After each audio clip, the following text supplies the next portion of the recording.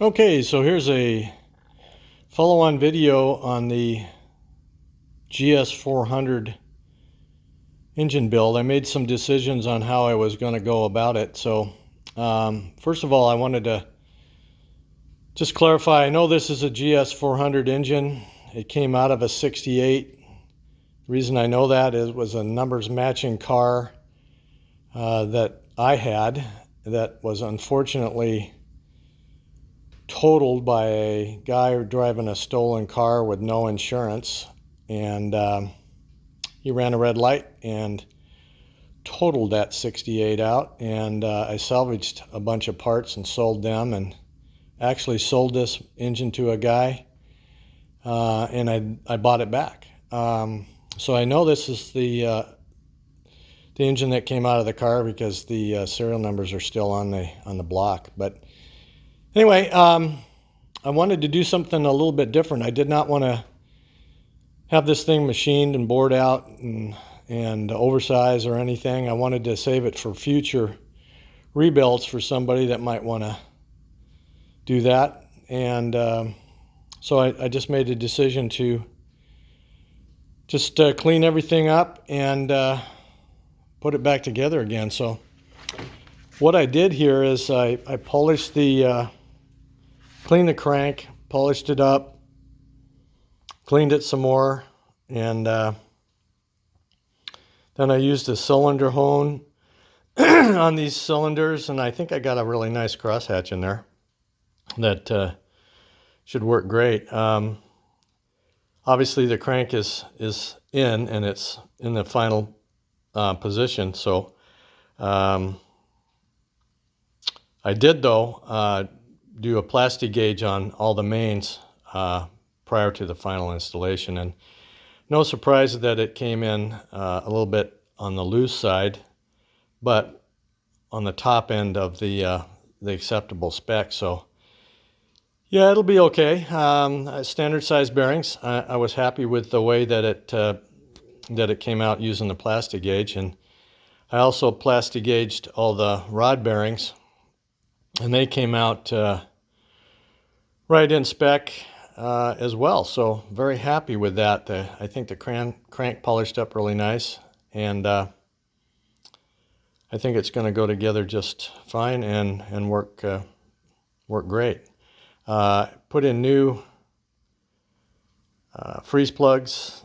Those are brass freeze plugs that are in there, and of course that's standard stuff when you do this. But I also cleaned everything up on the pistons. I spent a lot of time cleaning these pistons up.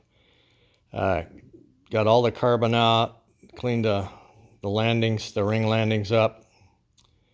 And I did use Zep Purple Industrial Cleaner on cleaning all my stuff in a parts cleaner that I have. But I was very conservative with these pistons because aluminum does not like that Zep stuff. So I was pretty conservative for how long those pistons sat in there. But they cleaned up really nice, and I was real happy with the way they came out.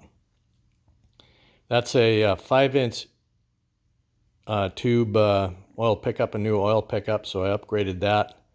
Part of what I do with all the engines that have the smaller pickups. Those are Hastings rings. I'm using cast rings because they're just a little more forgiving on how they seat in. That's a TA Performance camshaft, one that I chose, and it was actually my second choice, but my first choice from TA, which is the TA 212 grind, is not available. They didn't know when they were going to get another one in.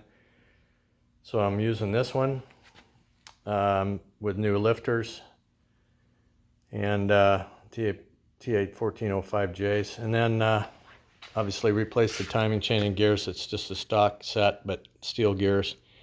I did brake for some ARP head bolts, which is kind of what I always do, and then using Royal Purple braking oil. And then, of course, my go-to is the Permatex Ultra Slick is what I use to assemble everything. And then I spent a lot of time on these heads. Obviously, they're the heads that came off the engine, and the engine had never been cracked open, so I was very confident about the fact that these were 68 GS heads, and the casting numbers prove it. But they cleaned up really nice. Took them all apart, cleaned them, cleaned them some more, and then I cleaned them again. And then I decarbonized the valves and cleaned them all up. They cleaned up really well.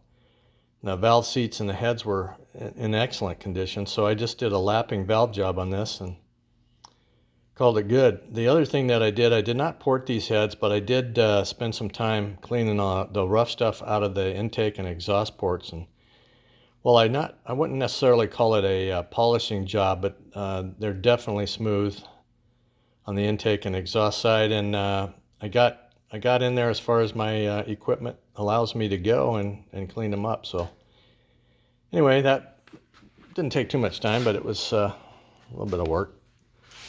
And then those springs are the TA Performance springs that go along with the camshaft that I bought, and then of course new seals all the way around. So those should work great. I was very happy with the way they came out. And actually, I was very happy with the way that the block cleaned up and the crosshatch that I got in the cylinders.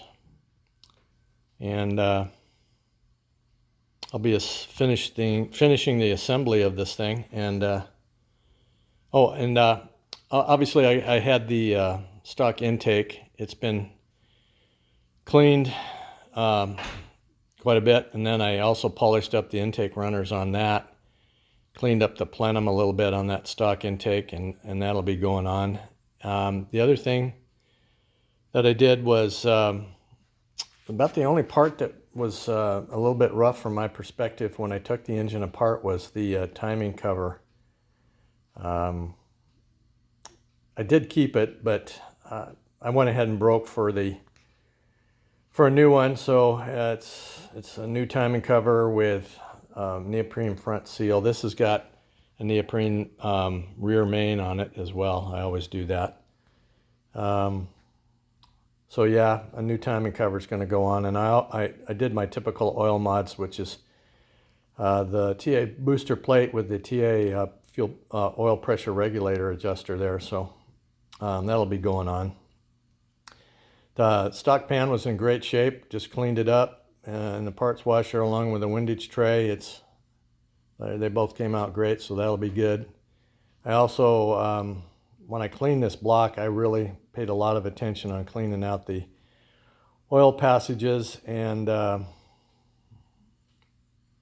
think it cleaned up really well, so it should work out really well. Anyway, I'll follow up this video with a video after assembly.